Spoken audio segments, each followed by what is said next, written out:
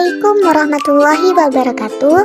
Halo teman-teman, perkenalkan nama saya Febriani Atika Sari dengan NIM 22202020164. Saya dari Prodi Pendidikan Agama Islam, Fakultas Ilmu Tarbiyah dan Keguruan. Baiklah, di sini saya akan menjelaskan tentang filsafat Islam. Mungkin kalian akan bertanya-tanya, apa sih filsafat Islam itu? Dan bagaimana sejarah berkembangnya filsafat Islam? Dan bahkan, mungkin kalian juga akan bertanya, apa saja sih faktor-faktor timbulnya filsafat Islam? Nah, kalau kalian ingin tahu, jangan lupa tonton video ini sampai habis. Tapi, sebelum kita masuk pada pembahasan ini, bagi teman-teman yang sudah menonton dan suka dengan video ini, silahkan like, komen, dan subscribe agar channel ini bisa terus berkembang dan juga akan terus memberikan manfaat bagi kita semua. Terima kasih. Baiklah, sekarang kita masuk pada pembahasan pertama, yaitu pengertian filsafat Islam. Filsafat Islam merupakan gabungan dari dua kata, yaitu filsafat dan Islam. Nah, sekarang kita bahas dulu tentang filsafat. Jadi, secara etimologi, filsafat berasal dari bahasa Yunani, yaitu kata pilien atau philos dan juga kata sophia. Kata pilien atau philos itu berarti cipta, sedangkan kata sophia itu berarti kebijaksanaan. Jadi, bisa kita simpulkan secara sederhana, filsafat adalah mencintai kebijaksanaan. Sementara itu, kata Islam secara semantik berasal dari akar kata salima yang berarti menyerah, tunduk, dan selamat. Jadi, Islam artinya menyerahkan diri kepada Allah, dan dengan menyerahkan diri kepada Allah, maka kita akan memperoleh keselamatan dan juga kedamaian. Nah, jadi filsafat Islam pada hakikatnya adalah filsafat yang bercorak Islami. Filsafat Islam artinya berpikir dengan bebas dan radikal, tetapi tetap berada pada taraf makna yang mempunyai sifat, corak, serta karakter yang menyelamatkan dan memberi kedamaian pada hati. Nah, kalau tadi kita sudah membahas tentang pengertian filsafat Islam, sekarang kita masuk pada pembahasan kedua, yaitu latar belakang lahirnya filsafat Islam.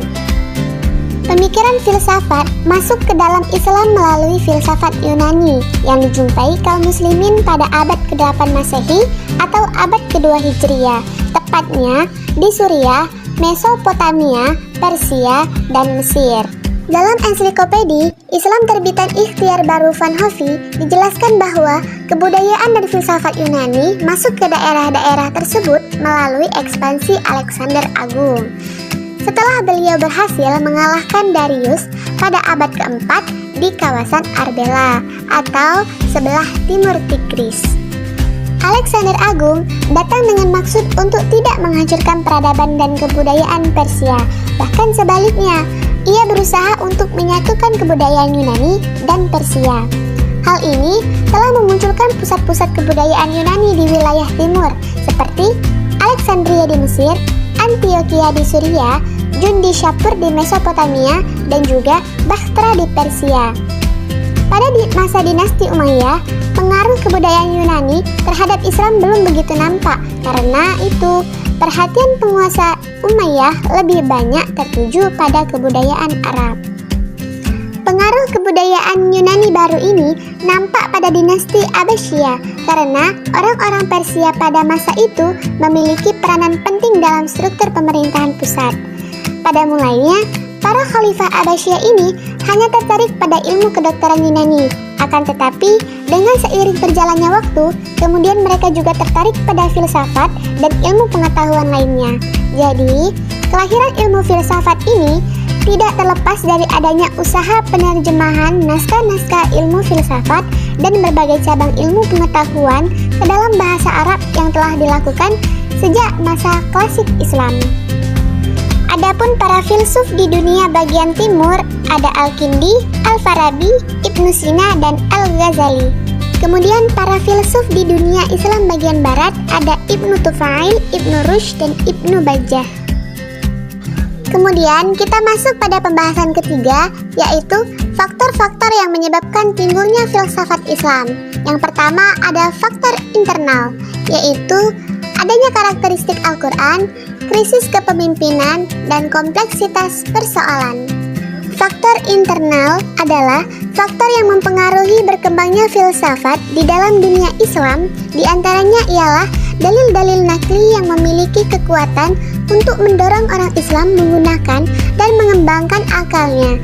Dalil-dalil tersebut terdapat di dalam Al-Quran yang amat menghargai akal dan meletakkannya di dalam kedudukan yang tinggi. Kemudian faktor yang kedua adalah faktor eksternal, yaitu dengan adanya pertemuan budaya, konsekuensi budaya plural, dan tantangan terhadap Islam. Faktor eksternal yang mendorong lahirnya filsafat dalam dunia Islam adalah filsafat Yunani yang banyak mempengaruhi perkembangan filsafat dan sains dalam Islam. Mungkin itu saja yang dapat saya sampaikan. Tentunya di dalam video ini saya menyadari masih banyaknya kekurangan. Oleh karena itu saya meminta maaf yang sebesar-besarnya. Kepada Allah saya mohon ampun. Semoga di dalam video kali ini sedikit banyaknya bisa kita pahami dan bisa bermanfaat. Sekian, terima kasih. Akhir kata, wallahu muwaffiq ila aqwamit thoriq. Wassalamualaikum warahmatullahi wabarakatuh. Bye-bye.